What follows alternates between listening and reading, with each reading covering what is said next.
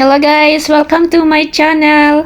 OFW Simpleng Buhay at ito na ang ating mga itinanim after 1 year guys na mga saging, mga mangga at avocado. May chiko pa dyan pero isa lang. Yan na siya guys. Malalaki na ang ating mga mangga. May hinihintay na tayo. 1 year pa lang ang mga yan at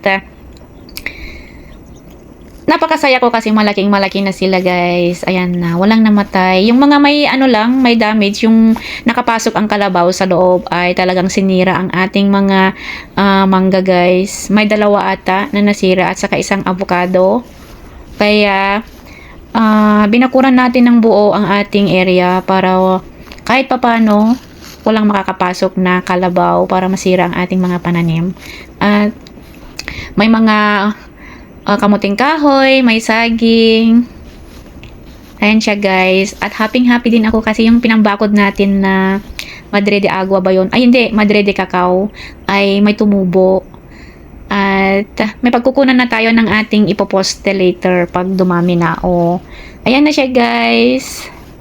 Diba? May 2 yata na puno na nabuhay o 3. Yan ang ating chiko. Wala kasing ulan guys, kaya ganyan ang kanilang itsura. Tuyong-tuyo na. Ayan ang ating mga mangga. Ilang buwan ata na walang nakapasyal doon. Pero okay lang naman sila. Kaya happy tayo after 1 year. Nung nagbakasyon ako is February. More than 1 year na. Ito yung nasira ng kalabaw guys. May tumubo na sa dapat tanggalin yan. Pero hindi naman tinanggal nila kaya baka hindi niya alam. Dapat tanggalin yung yung baba. Kasi markot yan. Yan, napakalaki na siya. Ayan. 11 na yan, na puno. Yan ang ating avocado. May 3. Ang saya-saya. Ayan. 2, 1, 2, at yung pangatlo doon. Ayan.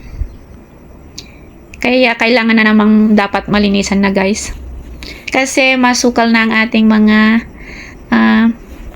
area, hindi na masyado nakikita ang ating mga tanim. Ayan na siya guys, yung sinira ng kalabaw na mangga, tumubo naman pero hindi na siya markot. Diba? Ang ating mga saging. Thank you for watching guys. Bye!